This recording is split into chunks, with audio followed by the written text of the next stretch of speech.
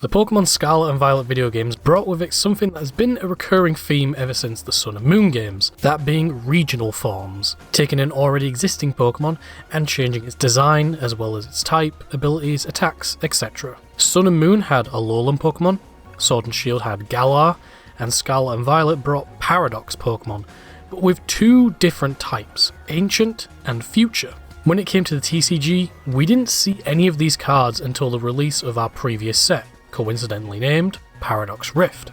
We only received a handful of cards for each Paradox type, some of the noteworthy ones being Screamtail and Roaring Moon EX for Ancient Pokemon, and for Future we got Iron Hands EX and Iron Valiant EX.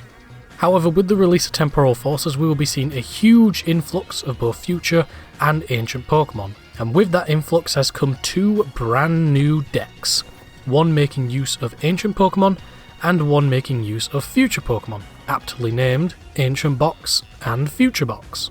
In this video we'll be going over the Ancient version of the deck. If you want to see a video about the Future deck, there will be a link in the description.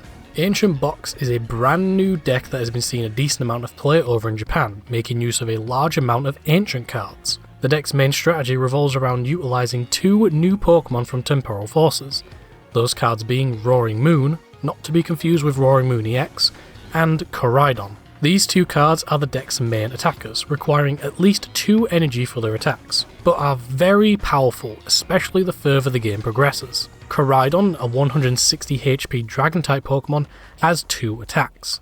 Its first attack for 1 fighting and 1 colourless does 30 damage times the number of Ancient Pokemon you have in play, so with a full bench and Koraidon in the active, you will be hitting for a maximum of 180 damage. A very strong number, especially considering how fast you can power one up with use of other Ancient cards. Professor Sada's Vitality, letting you attach energy from the discard, which is very easily done with a plethora of discard cards that the deck plays. Ultra Ball, Earthen Vessel, Radiant Greninja, Pokestop, etc.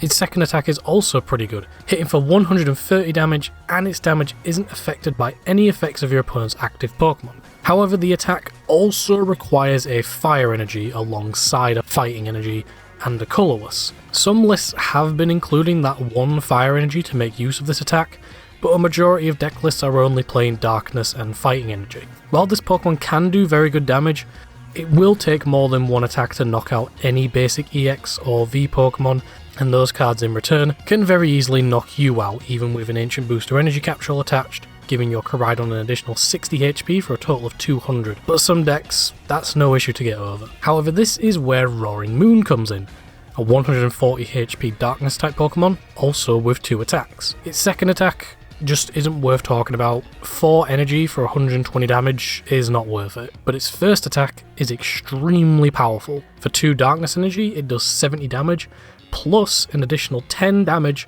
for every Ancient card in your discard. And when I say Ancient card, I mean any Ancient card. Other Pokemon, supporters, item cards, tool cards, any card with the word Ancient on it will increase this card's damage to the point where it will be taking one-hit KOs on almost anything. Near the end of the game you'll have gone through so much of your deck and used so many cards that the damage this card will be outputting is ridiculous. However, the deck does still struggle with those high HP EX Pokemon such as Charizard, but since the deck is playing Darkness energy, some lists have been making use of Roaring Moon EX for instant knockouts if needed, plus discarding your own Stadium cards, denying your opponent from using them on their turn, and in return doing more damage. The deck is very strong and can easily recover and come back against plenty of strategies. Players are even taking advantage of this and playing multiple copies of stuff like Counter Capture.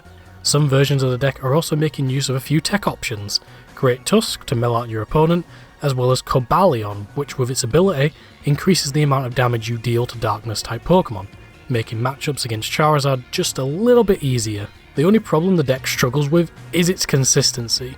Having to play 4 Nest Ball, a few lists playing Ultra Ball, Trekking Shoes, Awakening Drum, etc., just to ensure that you can see your Pokemon. The deck has plenty of draw cards, but search cards are few and far between, whereas with Future Pokemon, they have their very own search card being Techno Radar.